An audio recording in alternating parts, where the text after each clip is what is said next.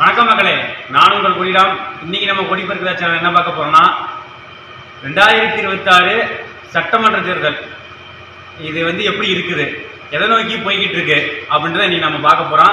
2026 காலம் ரொம்ப எப்படி சொல்றது, ஸ்பெசிஃபிக்கா ரொம்ப முக்கியத்துவம் வாய்ந்த தேர்தலாக இருக்குன்னு நினைக்கிறேன். ஏன்னா 2026 பலமுனை போட்டி, அதாவது 5 முனை போட்டின்னு கூட வச்சுக்கலாம்னு வச்சுங்களேன்.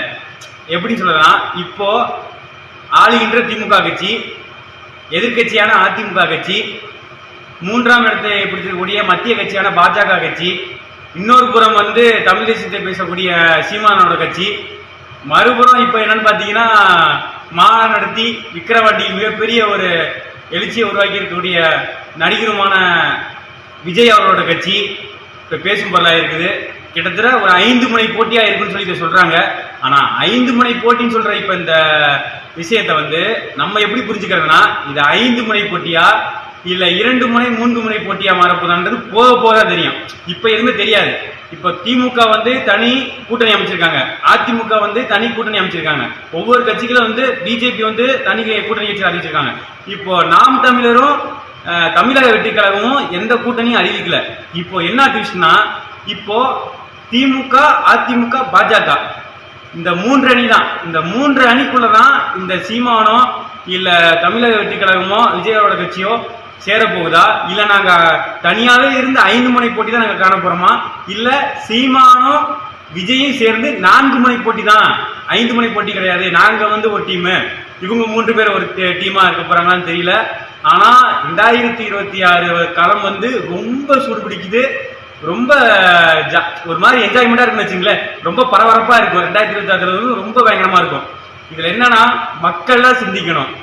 ஒரு புறம் அந்தந்த கட்சியோட தொண்டர்கள் ஆரவாரமா நல்ல கலகலப்பா தேர்தலை சந்திக்கிற நேரத்துல பொதுமக்கள், நீங்க பொதுவாக இருக்கிற எந்த கட்சியும் பொதுமக்கள் நீங்க தான் சிந்திக்கணும். அந்தந்த கட்சிக்காரன் உழைப்பான், அந்தந்த கட்சியை பத்தி தான் புகழ்ந்து தள்ளி இந்த சமயத்துல ஓட்டு சேர்க்க வைப்பான்.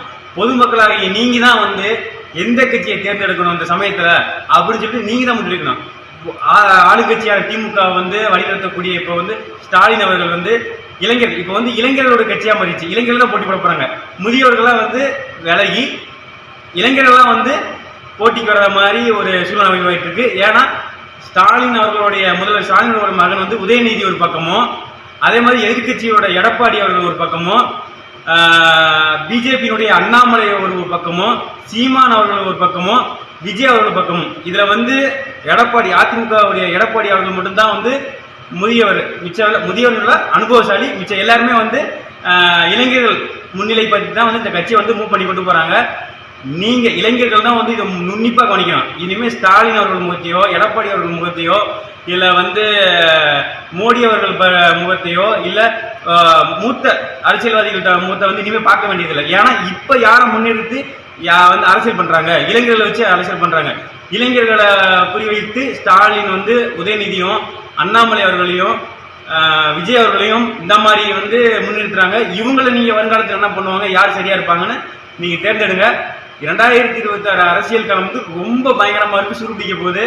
நம்ம எல்லாமே எதிர்பார்க்குற அளவுக்கு நடக்குதா, எதிர்பார்ப்பையும் தாண்டி இன்னும் நிறைய விஷயங்கள் நடக்க போகுதுன்றது பொறுத்திருந்து பார்ப்போம். அதே மாதிரி நான் என்ன சொல்றேன்னா, 2026 களம் உங்க கையில தான் இருக்கு மக்களே. நீங்க தான் சிந்திச்சு ஓட்டு போடணும். அதுக்கப்புறமேட்டு மக்களே ஒரு ரெக்வஸ்ட், இப்போ நான் அரசியல் பற்றி மட்டும் பேசலாமா, இல்ல சினிமா, இல்ல விளையாட்டுத்துறை, இல்ல வேற ஏதாவது காமெடியா எதனாலும் பண்ணலாமான்னு சொல்லிட்டு நீங்க சொல்லுங்க. அடுத்த நம்ம சேனல்ல நம்ம நீங்க சொல்லக்கூடிய விஷயத்த நம்ம பேசுறதா முடிவெடுத்திருக்கேன். நீங்க என்ன சொல்றீங்களோ, என்ன டாபிக் சொல்றீங்களோ, என்னால முடிஞ்ச அளவுக்கு அந்த டாபிக் எடுத்து நான் பேச ட்ரை பண்றேன். நன்றி மக்களே. 2026 சட்டமன்றம் எப்படி இருக்குன்னு நம்ம பார்ப்போம், பொறுத்திருந்து பார்ப்போம். நன்றி. அடுத்த வீடியோவில் உங்களை நான் சந்திக்கிறேன்.